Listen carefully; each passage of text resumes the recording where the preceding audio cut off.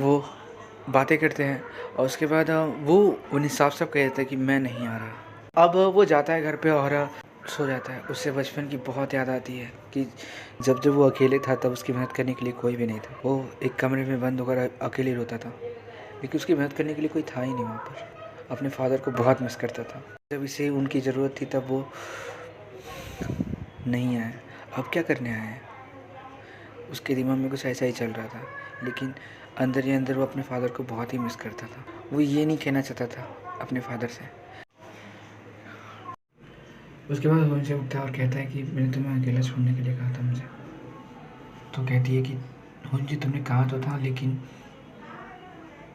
तुम्हारी आवाज़ में मुझे लगा कि तुम कहना चाहते हो कि मैं तुम्हारे साथ रहूं। उसके बाद वो जैसे इमोशनल हो जाता है। वो कहता है कि मैं अपने फादर से ये नहीं कहना चाहता था, मैं उन्हें कहना चाहता था जो मैं उन्हें कहना चाहता था वो मैं अब नहीं कह सकता, क्योंकि इतना टाइम बीत चुका है और मैं घर छोड़कर भाग आया। तब मैं उन्हें कैसे कह सकता हूँ जो मैं कहना चाहता था। मैं कहना चाहता था उनसे कि मैं उन्हें बहुत मिस करता हूँ। उसके बाद गुजरी को लगता है कि मैं बच्चों की तरह रो रहा था, ये क्या सोच रही होगी। तो उससे कहता है कि मैंने थोड़ी देर पहले पिल्स ली थी जिससे कि मेरी मेंटल स्टेज जो है वो ऐसा हो गया था। तो मुझे नहीं लगता कि टीओ और उसको बताने की ज़रूरत है, दोस्तों को बताने की ज़रूरत है मुझे। तो बोलती है कि कोई बात नहीं मुझे, तो मुझे अपना कोई भी सीक्रेट बता सकते हो और वो मेरे अंदर जाते ही मैं वो भूल जाऊंगी। तो वो ये कहकर उसे किस कर लेता है कि क्या तुम इसे भी भूल जाओगी, तो भूल जाना।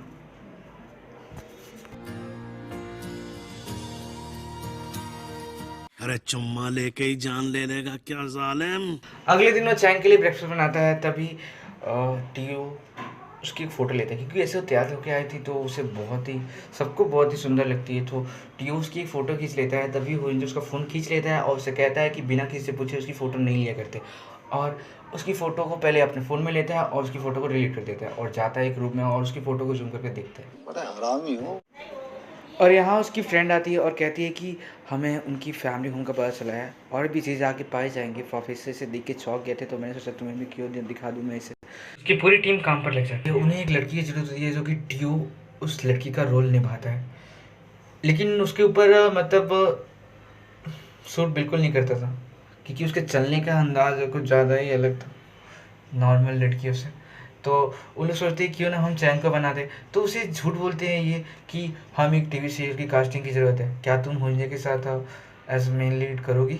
तो हाँ बोल देती है और उसके सामने शर्त रखी जाती है कि तुम्हें जो कहा जाए वही कहना है। अगर तुम्हें कोई खाने पीने की चीज़ चाहिए तो तुम हुंजे के काम में आके करोगे।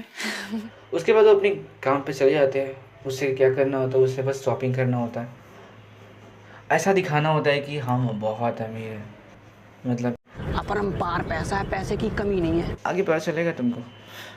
इनकी दुबई में बहुत बड़ी कंपनियां हैं ताकि वो अपने ब्लैक मनी को इन्वेस्ट करके वाइट करना चाहें। समझ रहे हो ना। और ब्लैक मनी की कंप्लेन तो कोई कर भी नहीं पाएगा।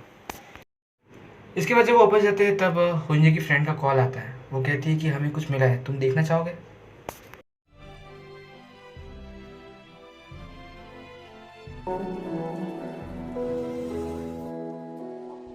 साला ये दुख का खत्म नहीं होता बे।